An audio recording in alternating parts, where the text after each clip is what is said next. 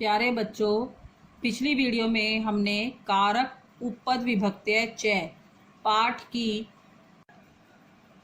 तृतीया विभक्ति तक पढ़ा था। आज हम चतुर्थी विभक्ति का प्रयोग सीखेंगे।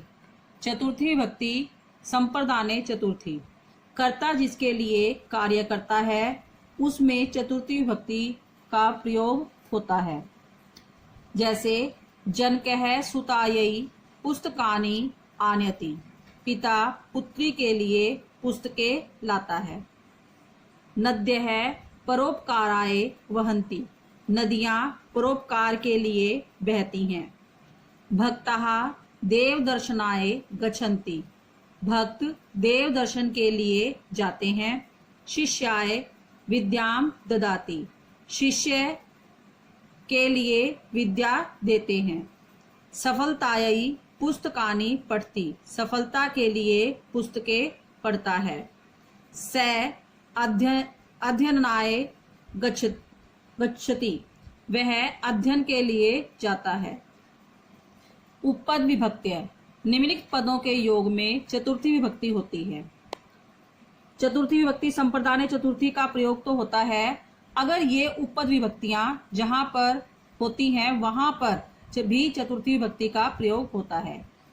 वे कौन सी हैं? दा, यच, रुच, कुप, क्रुध, स्प्री, नमः, अलम, स्वाहा, स्वस्ति, कथ। दा का मतलब है देना, रुच अच्छा लगना, कुप क्रुध क्रोध करना, स्प्री है इच्छा करना, नम है नमस्कार हो, अलम पर्याप्त या काफी, स्वाहा आहुति देना, स्वस्ति कल्याण हो, कथ कहना। अब हम देखेंगे कि दा धातु का प्रयोग होने पर चतुर्थी विभक्ति कैसे लगती है। जैसे माता पुत्राय भोजनम यच्छति, अब माता पुत्र को भोजन देती है। अगर को लगता है तो यहाँ पर द्वितीय विभक्ति का प्रयोग होता, परंतु यहाँ पर दा धातु का प्रयोग होने पर दा यच में परिवर्तित होकर होती है। यच्छति लगने के कारण यहाँ पर चतुर्थी विभक्ति का प्रयोग हुआ है। माता पुत्राय भोजनम यच्छति, माता पुत्र के लिए भोजन देती है। रुच अच्छा लगना। मह्यम मोदकम रोचते, अब यहाँ पर वैसे तो मुझे मोदक अच्छे लगते हैं, ऐसा यहाँ पर माम का प्रयोग होना चाहिए था द्वितीय विभक्ति का, परंतु रुच धातु आने के कारण यहाँ पर चतुर्थी विभक्ति का प्रयोग हुआ। मह्यम मोदकम रोचते, मुझे मोदक अच्छे लगते हैं। कुप या क्रोध का प्रयोग होने पर क्रोध करना। अध्यापक है मूर्खाय छात्राय कुप्यति या क्रुध्यति, अध्यापक मूर्ख छात्रों के लिए क्रोधित होता है या कुपित होता है। स्प्री है इच्छा करना। धनिक है ज्ञानाय न स्पृहति, धनिक ज्ञान की इच्छा नहीं करता। नम है नमस्कार हो, भगवते वासुदेवाय नमः, भगवान विष्णु को नमस्कार हो के लिए नमस्कार है। अलम पर्याप्त काफी। इदम भोजनम मह्यम अलम, यह भोजन मेरे लिए पर्याप्त है या काफी है। स्वाहा आहुति देना। अग्नेय इंद्राय स्वाहा, अग्नि या इंद्र के लिए आहुति देना स्वाहा। स्वस्ति कल्याण हो। छात्रेभ्यः स्वस्ति, छात्रों का कल्याण हो। कथ कहना। गुरु छात्रेभ्यः कथयति, गुरु छात्र को ये कहता है। आगे है पंचमी भक्ति अपादाने पंचमी, ये इसका सूत्र है। पृथक होने के अर्थ में अपादान कारक में पंचमी भक्ति लगती है। जैसे वृक्षात पत्राणि पतन्ति, वृक्ष से पत्ते गिरते हैं। आकाशात पुष्पाणि वर्षन्ति, आकाश से पुष्प वर्षा होती है। मेघात वर्षा बहती, मेघों से वर्षा होती है। आचार्यात वेदम पठति, आचार्य वेद को पढ़ाता है या आचार्य से वेद पढ़ता है। बीजात अंकुरः भवति, बीज से अंकुर होते हैं। विवेकः कुपथात निवार्यति, विवेक कुपथ से या बुरे रास्ते से रोकता है। उपपद विभक्तियां का प्रयोग होने पर निम्नलिखित पदों के योग में पंचमी विभक्ति लगती है। ये उपपद विभक्तियां हैं। विना या ऋते बिना, ज्ञानम ज्ञानेन ज्ञानात बिना न मुक्ति। बिना या रिते के योग में द्वितीय विभक्ति, तृतीय विभक्ति और पंचमी विभक्ति तीनों विभक्तियों का प्रयोग होता है। ज्ञानम बिना न मुक्ति, ज्ञानेन बिना न मुक्ति ही, ज्ञानात बिना न मुक्ति ही, ये तीनों ही विभक्तियों का प्रयोग सही है। प्र उपसर्ग मद धातु, भूल या लापरवाही या आलस्य। देश सेवात मा प्रमद, देश सेवा के लिए आलस्य मत करो। तुलना के लिए तरफ या ईसुन प्रत्यय के योग में भी पंचमी विभक्ति का प्रयोग होता है। जननी जन्म भूमिश्च स्वर्गात अपि गरीयसी, कि जननी माता और जन्म भूमिश्च, च मीन्स और, माता और जन्म भूमि स्वर्ग से भी अधिक बड़ी होती है। अब गरीयसी में ईसुन प्रत्यय है, ईसुन प्रत्यय होने के कारण यहाँ पर पंचमी विभक्ति का प्रयोग हुआ है। अगर यहाँ पर श्रेष्ठ तर प्रत्यय होता, जैसे श्रेष्ठ है, श्रेष्ठतर है, श्रेष्ठतम है, अगर श्रेष्ठतर प्रत्यय होता तब भी हमारा पंचमी विभक्ति का प्रयोग होता है। बही मीन्स बाहर, गृहात बही उद्यानम अस्ति, घर से बाहर उद्यान है। पूर्वम पहले, चैत्र है, वैशाखात पूर्वम आगच्छति, चैत्र वैशाख से पहले आता है। वि उपसर्ग रम धातु रुकना, जैसे विराम होता है ना, विराम मीन्स रुकना। अध्ययनात् मा विरम, कि अध्ययन से मत रुको, अध्ययन से विराम मत करो। जैसे अब हमारे लॉकडाउन चल रहा है तो हमें पढ़ाई में विराम नहीं करना है, रुकना नहीं है, अपने अध्ययन को चलाते रहना है, चलते रहना है। त्रयी उपसर्ग रक्ष धातु, रक्षा करना के लिए सिद्धार्थ है। हंसम अनुजात रक्षति या त्रायते, सिद्धार्थ हंस की अनुज से रक्षा करता है या उसको बचाता है। प्र उपसर्ग भू धातु उत्पन्न होना, गंगा हिमालयात प्रभवती, गंगा हिमालय से उत्पन्न होती है। अब आगे है षष्ठी विभक्ति, संबंधे षष्ठी, ये इसका सूत्र है। संबंध बताने के लिए षष्ठी विभक्ति का प्रयोग होता है। जैसे इदम मम गृहम अस्ति, इदम यह, मम मीन्स मेरा, गृह मीन्स घर, अस्ति मीन्स है, यह मेरा घर है। ये संबंध बता रहा है घर के साथ, मेरा, यह मेरा घर है। चंद्रस्य प्रकाश है शीतल भवति, चांद का प्रकाश शीतल होता है। चांद की शीतलता का प्रकाश के बारे में बता रहा है, चांद और प्रकाश का संबंध है कि वो शीतल होता है। सज्जना नाम कृपा सर्वेभ्यः भवति, सज्जनों की कृपा सभी पर होती है। सूर्यस्य प्रकाश है तीव्र है भवत, सूर्य का प्रकाश तीव्र तेज होता है। लक्ष्मण है रामस्य अनुज है आसीत, लक्ष्मण राम का अनुज था। इयम कृति कस्याः अस्ति, यह कृति, इयम मीन्स यह, कृति मीन्स रचना, कस्या मीन्स किसकी, अस्ति मीन्स है, यह रचना किसकी है। अब उपपद विभक्तियों का प्रयोग बताएंगे। इसमें निम्नलिखित पदों के योग में षष्ठी विभक्ति लगती है। जहां पर ये उपपद विभक्तियां होती हैं, जहां पर, वहां पर षष्ठी विभक्ति का प्रयोग होता है। स्मृ धातु, जहां पर भी स्मृ धातु का प्रयोग होने पर षष्ठी विभक्ति का प्रयोग होता है। स्मृ मीन्स याद करना। बाल है मातु स्मृति, बालक माता को स्मरण करता है, याद करता है। अब यहाँ पर बालक माता को स्मरण करता है तो द्वितीय विभक्ति का प्रयोग होना चाहिए, परंतु स्मृ धातु होने के कारण यहाँ पर षष्ठी विभक्ति का प्रयोग हुआ है। उपसर्ग क्री धातु उपकार करना।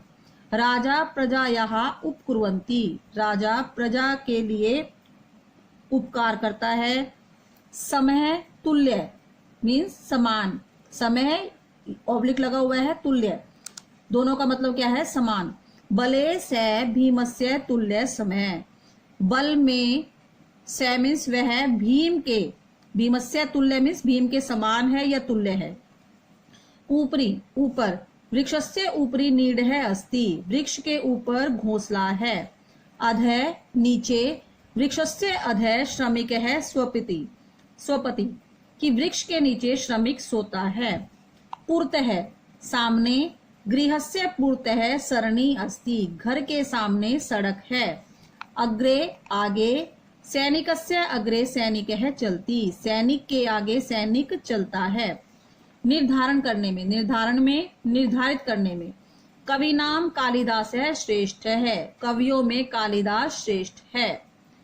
अब सप्तमी भक्ति, सप्तमी भक्ति अधिकरणे सप्तमी, सप्तमी भक्ति के में अधिकरणे सप्तमी के सूत्र के द्वारा सप्तमी भक्ति का प्रयोग होता है। आधार में सप्तमी विभक्ति का प्रयोग होता है, जैसे हरि शय्यायाम शेते, हरि मीन्स भगवान विष्णु, शय्यायाम मीन्स शय्या पर, शेते मीन्स सोते हैं।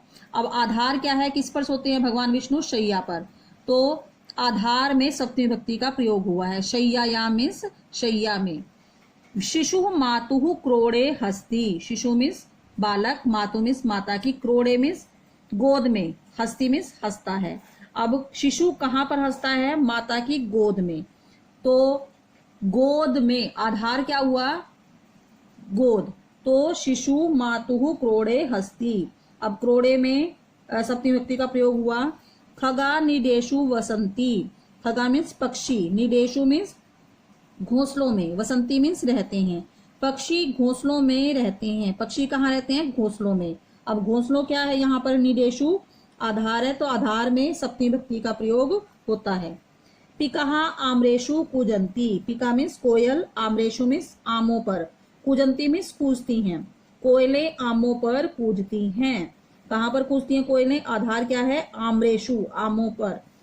मुनि कुटीरे यजती, मुनि मीन्स मुनि ऋषि, कुटीरे मीन्स कुटिया में, यजती मीन्स यजन करता है या हवन करता है, तो ऋषि कुटिया में यज करता है। विद्यालय से परिसरे छात्रावास है अस्ति, विद्यालय के परिसर में, प्रांगण में छात्रावास है मीन्स छात्रावास, अस्ति मीन्स है। उपपद विभक्तियों का प्रयोग होने पर सप्तमी भक्ति लगती है। अब ये जो निम्नलिखित पद है उनके योग में सप्तमी भक्ति का प्रयोग होता है। निर्धारणे, निर्धारण करने में। कवि नाम, कवि नाम में षष्ठी भक्ति और कविशु में ये सप्तमी भक्ति। षष्ठी भक्ति निर्धारण में हमने पहले पढ़ा था, निर्धारित करने में षष्ठी भक्ति का प्रयोग होता है। कवि नाम कालिदास है श्रेष्ठ है, यहाँ पर कवि नाम में षष्ठी भक्ति का प्रयोग हुआ है। और निर्धारण करने में ही सप्तमी भक्ति का भी प्रयोग होता है, तो यहाँ पर कविशु कालिदास है श्रेष्ठ है, कवियों में कालिदास श्रेष्ठ है। तो षष्ठी भक्ति और सप्तमी भक्ति दोनों ही सही हैं। ऐसे ही काक है खगा नाम धूर्त है भवती, कौओं में, अब यहाँ पर षष्ठी भक्ति का, खगा नाम में षष्ठी भक्ति का प्रयोग हुआ है, खगेशु में सप्तमी का, तो कौओं, पक्षियों में कौआ धूर्त होता है। अब यहाँ पर खगा नाम और खगेशु दोनों ही विभक्तियां, षष्ठी और सप्तमी दोनों ही सही हैं। कुशल चतुर, राम है पठने कुशल है, राम पढ़ने में कुशल है। स्नेह, स्नेह में स्नेह करना। माता पुत्रे स्नेहती, माता पुत्र में स्नेह रखती है। वैसे यहाँ पर क्या आता है, माता पुत्र को स्नेह करती है, परंतु यहाँ पर हमारा सप्तमी भक्ति का प्रयोग हुआ कि माता पुत्र में स्नेह रखती है, तो सप्तमी भक्ति का प्रयोग हुआ। चतुर चालाक या होशियार। चंद्रगुप्त है न्याय चतुर है, चंद्रगुप्त न्याय में चतुर है, न्याय में हमारा सप्तमी भक्ति का प्रयोग हुआ है। प्रवीण है, प्रवीण है कुशल है। सोम है वीणा वादने प्रवीण है, सोम वीणा वादन में प्रवीण है, चतुर है, कुशल है। दक्ष है कुशल, से धनुर्विद्यायाम दक्ष है, वह धनुर्विद्या में दक्ष है, कुशल है। विश्वस विश्वास करता है। आचार्य छात्रे विश्वस्ती, आचार्य अध्यापिका, छात्रे में छात्रा में, विश्वस्ती में विश्वास करती है। भावे समाप्त होने वाले कार्य तथा उसके कर्ता में। रामे वनम गते दशरथ है पंचत्वम गत है, कि राम के वन में जाने पर दशरथ पंचत्व में लीन हो गए या मर गए। अब अंतिम है संबोधन कारक। बुलाने के लिए, संबोधन कारक का बहुत कम प्रयोग होता है। बुलाने के लिए हे अरे, किसी को पुकारते हैं हम, हे अरे का प्रयोग होता है, इत्यादि चिन्हों का प्रयोग होता है। संबोधन कारक में कुछ अंतर के साथ प्रथमा विभक्ति का प्रयोग होता है, जैसे हे राधे त्वम किम करोषि, तुम क्या करती हो। अरे सैनिकः किम यूयम देशम रक्षत, क्या तुम देश की रक्षा कर रहे हो। हे लते कूपस्य अग्रे एव घटे अस्ति। हे लता कि कुएं से आगे ही घड़ा है। अई बालिका, अरे बालिका, यूयम कथम न खेलत, तुम कैसे नहीं खेलोगी या क्यों नहीं खेलोगी। वो बालका, हे बालको, यूयम तत्र मा गच्छत, तुम सब वहां मत जाओ। हे पुत्र अत्र आगच्छ, हे पुत्र यहाँ पर आओ। ध्यातव्यम, ध्यान देने योग्य बातें क्या हैं इस पाठ के अंतर्गत। संज्ञा या सर्वनाम आदि शब्दों का संबंध क्रिया के साथ प्रकट करने के लिए कारक के विभक्ति चिन्हों का प्रयोग किया जाता है। किसी संज्ञा का या सर्वनाम का उनका संबंध बताने, क्रिया से क्या संबंध है उसको बताने के लिए हमें विभक्ति चिन्हों का और कारक चिन्हों का प्रयोग हम करते हैं। कुछ विद्वानों के अनुसार संबंध और संबोधन कारक नहीं कहलाते। मैंने आपको पहले भी बताया था कि संस्कृत में संबंध और संबोधन कारक नहीं माने जाते, क्योंकि इनका साक्षात संबंध क्रिया से नहीं होता, डायरेक्ट नहीं होता इनका संबंध क्रिया के साथ, तो इनको हम मानक रूप में नहीं मानते, परंतु फिर भी कहीं कहीं दिखाया जाता है, तो इसलिए आपको इस पाठ के अंतर्गत था तो हमने पढ़ा। उपपद विभक्तियों में सामान्य कारक नियमों के बदले विशेष पदों के साथ दूसरी ही विभक्तियां लगती हैं। जैसा कि मैंने आपको बताया कि उपपद विभक्तियां जहां पर प्रयोग होती हैं, चाहे वहां पर कुछ नियम लगता हो, जहां पर द्वितीय विभक्ति का प्रयोग होता है, परंतु हम वहां पर चतुर्थी, पंचमी या कुछ भी विभक्ति उनके कारण लगाते हैं, जैसा कि आपको बताया गया था पाठ के अंतर्गत। ये उपपद प्राय अव्यय ही होते हैं, ये कहीं पर भी व्यय नहीं होते, कहीं पर भी चेंज नहीं होते। रूप चलने के बाद शब्द पद बन जाते हैं। जब शब्दों का रूप चलने लग जाता है तो वे पद में प्रयुक्त हो जाते हैं। संस्कृत भाषा में पदों का ही प्रयोग होता है, शब्दों का नहीं। आपने जैसे देखा होगा कि जैसे बालय का हमने शब्द रूप पढ़ा था, तो उसके पद का ही प्रयोग होता है, शब्द का नहीं। अब याद रखने योग्य बिंदु कौन से हैं? स्मरणीय बिंदु है विना के योग में मैंने कौन सी बताई थी आपको? द्वितीय विभक्ति का प्रयोग होता है, तृतीय विभक्ति का प्रयोग होता है और पंचमी विभक्ति, इन तीनों विभक्तियों का प्रयोग होता है। जैसे ज्ञान, ज्ञानम बिना, ज्ञानेन बिना और ज्ञानात में से किसी भी विभक्ति का प्रयोग किया जा सकता है। निर्धारण में मैंने आपको दो बताया था, षष्ठी और सप्तमी विभक्ति दोनों का विभक्तियों का प्रयोग होता है।